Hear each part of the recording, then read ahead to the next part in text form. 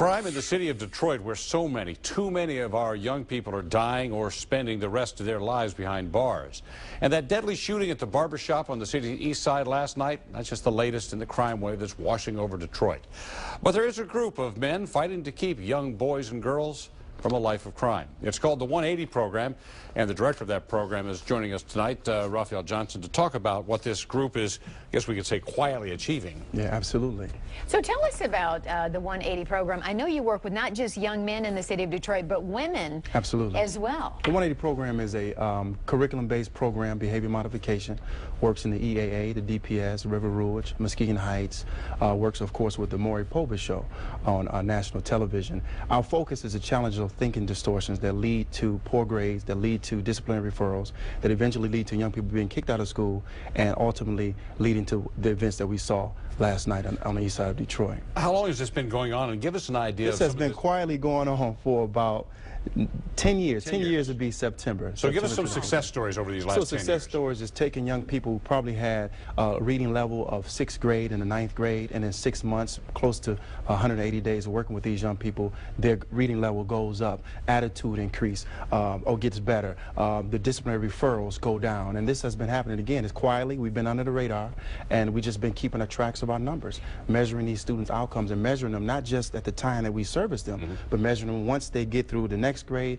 the college, etc. Absolutely. This is a wonderful program because most kids in the city of Detroit get in trouble when they get out of school in that 4 to 6 p.m. range. Absolutely, right? And that's where our after-school program it comes into effect, because it's between 4 o'clock and actually 7 o'clock. They went up where young people get engaged in different activities that lead to criminal behavior and trouble.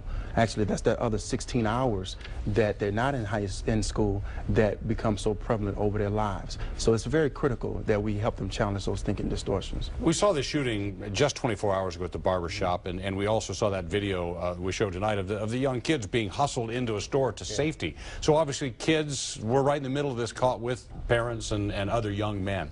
How do you stop that? Well, you can't stop it on the back end.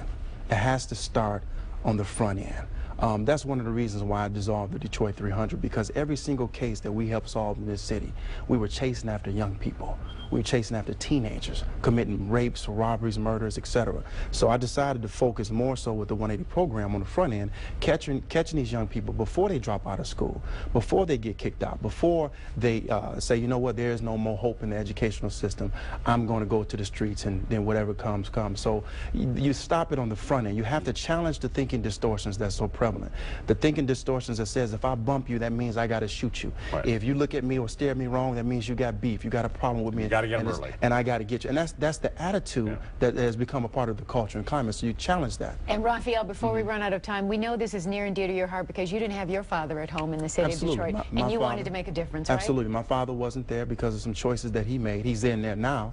But young people who don't have fathers in their life, who walk to school past vacant homes and abandoned buildings and grass as tall as them, lights still out, buses not running, or for whatever reason it may be, at the end of the day, it's the children that suffer, because before you even get them into a classroom, they psychologically, they're not even there. They just went through trauma getting to school. Right. So you expect to increase academics, and you can't help them with those learning skills and those skill sets to challenge where they're at. We got about 15 seconds. How do people get involved? They can get involved. They can go to the EAA. They can go to DPS, wherever those mentoring groups are at. They can go to the 180program.us, the 180program.us, and again, they can get involved. Just go out on your porch, talk to some children, be visible, show a presence, stop cowering behind looking at television, looking at the news. They have to get engaged. At least show your presence, and that's what the young people need. They need to see, really, to be honest. I always said this. They need to see men. Well, they need to see men, and children rarely become what they don't see. Right. Exactly. So that's a wonderful thing. We have all of this information on our website at WXYZ.com. So make sure you go check out the 180 program, and we appreciate you being here tonight. Thank you for having me. I appreciate that. Thanks, Raphael. Thank you. Appreciate all you do also. We're going to move on over to